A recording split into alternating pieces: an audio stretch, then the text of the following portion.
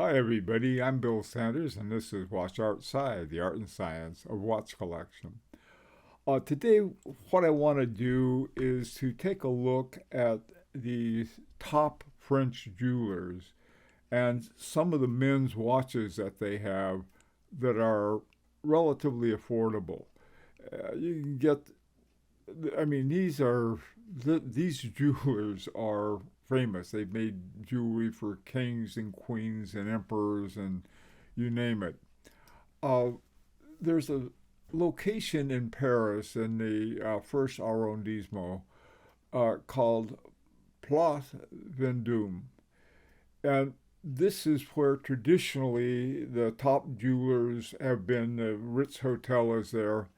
Uh, the four jewelers that are there that we're going to talk about today are Van Cleef and Arpels, Chanel, Boucheron, and Chaumet. I've talked about these at other times in passing, but this is next time you're in Paris is a place you might want to visit, or you might not if you want to go broke.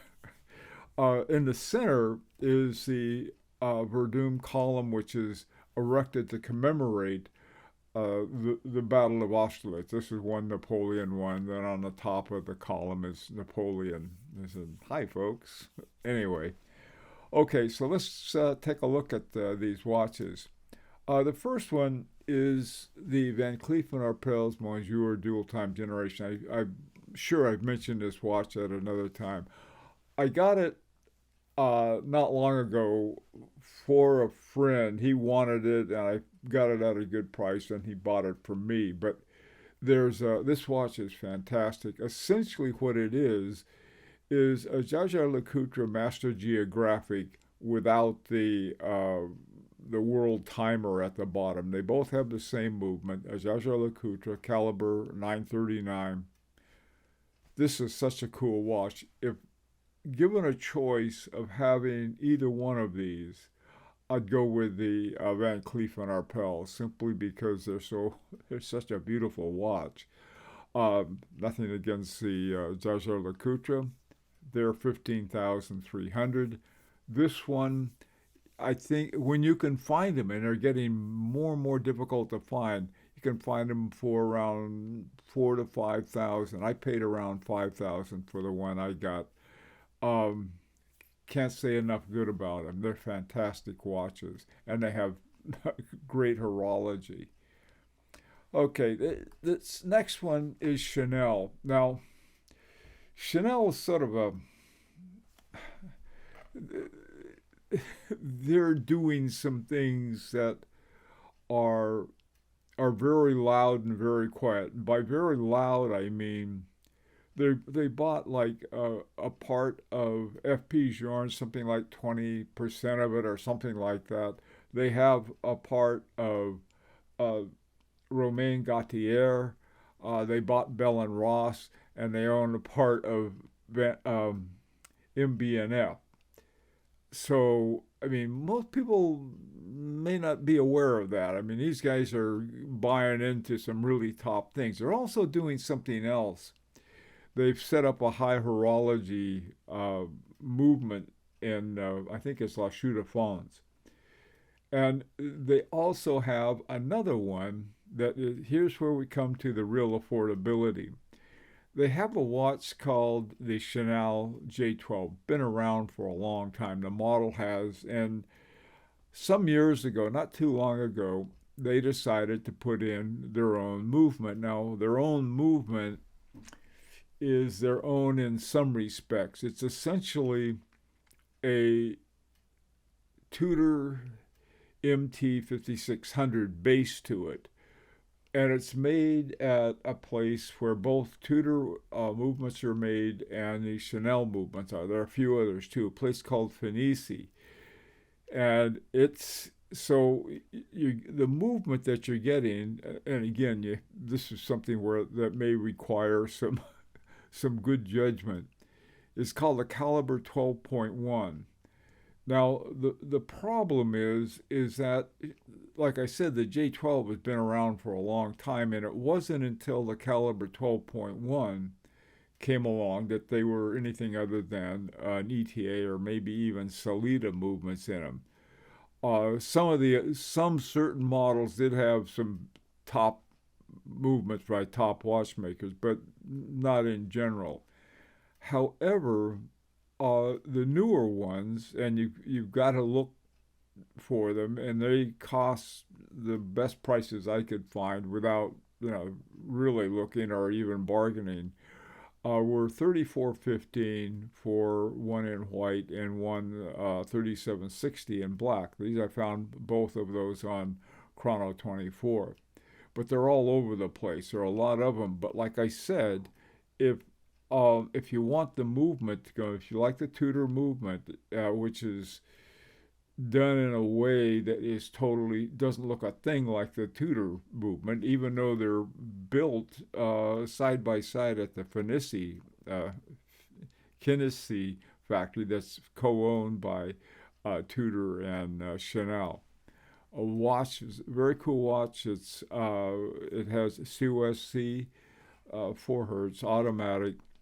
It's a nice watch. It uses a lot of ceramic materials, and 38 millimeters is a nice size, so you're not wearing something that looks like a frisbee. So, anyway, that's another one by Chanel, a very wealthy company, I might add. Now, this next one, I talked about a Boucheron Ronde, Ronde, before an earlier one. And I thought, well, let me see what else they have. Now, I found this one, Boucheron Reflet. I really fell in love with this watch. It's just the coolest watch. Couldn't believe it. It has a Girard Perregaux movement, caliber GP 4000 in it. And the the watches range from about 1700. But again, they're made by one of the top jewelers in the world, Boucheron. If you want to have some fun with it, get your wife a pair of Boucheron earrings or some other a little bracelet or a little necklace. You'll see what I'm talking about. They're very expensive. But these, they quit making the men's models, and so you can find some that are very affordable. Now, this one is called the XL Seconde Folle, which means the mad woman of second. If you look at the second hand, I put a close-up there of it. It's on an oval, but instead of having a hand that goes around, they have a disc inside of it. And it looks like the hand gets larger and smaller as the disc goes around. And it's a really cool thing. That's sort of, I guess, the Mad Woman that was the oval. And then up at 1 o'clock, there's a little bitty window, also in an oval. On the back, you have an exhibition window. You can see the Girard Perregaux GP 4000. By the way, the 4000 was made specifically for Boucheron. It wasn't, I don't think it's available in any other watches except Boucheron. So this is a watch, man, I'll tell you, I'm very, very tempted to run down and grab one. There are a number of them around. Take a look. You might find an incredible bargain for yourself. Now, the final one is a Chaumet Dandy. I got on my Chaumet Dandy, by the way. And the Chaumet Dandy is, well, first of all, the name probably turned enough people off. Guys don't want to be a dandy. But the watch is so good. This one has a a module by Agenor for they're these they're called Agenais gears, these two gears with these springs inside, so you have this very smooth turning. This one has you can't see it, but it's a little wheel here that turns. That's based on a Ferris wheel in Paris. They also use the same one to turn a second hand. This one, though, is a chronograph. I haven't talked about chronographs because I'm not a chronograph fan. if I had a chronograph, I'd probably get this one. It has a bicompact, the reason I like bicompacts rather than tricompacts is that they take up less real estate on the dial. This one's got a little date window down at 6 o'clock, and then it has your second and minute chronograph hands at 3 and 9 o'clock, and then the blue second hand is used for the also for the chronograph. Now, here the interesting thing about this watch is the movement. It's an ETA 2894-2. Now, before you say, well, first of all, I found one for 1681, so that is well within what you could expect to pay for an ETA. But in this one, I thought, well, it's 7750, or it's one that they slapped a Dubois de Praz on it. It's not. This particular ETA, the 2894-2, has its own built-in chronograph. So, I mean, it's part of the movement rather than sort of a module that's put on top or using the Valjoux 7750. So I think, like I said, I'm very high on these watches. I have a patent leather strap. The metal bands on those are fantastic. they're really good watches. So this is another place where you can find these top from tip top.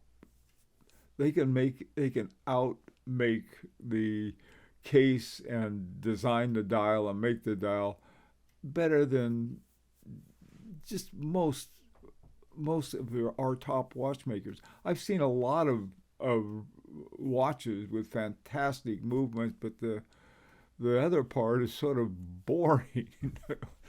These aren't. I think you might like it. Let me know what you think if you have one of these. I know some of you guys got some. And oh, by the way, too, they have on the other side, these are the non-affordables. Not affordable, not affordable. This is, by the way, I just discovered it's a regulator. It's called the Chanel Monsieur. But the prices are just crazy on these. I got a good deal on it, so I could sort of afford it. It was within hand grenade range. Let me know what you think. If you have one of these, tell me what you think of it. And it's an opportunity to subscribe if you like. And until next time, this is Bill Sanders for Watch Art Sci, the art and science of watch collection.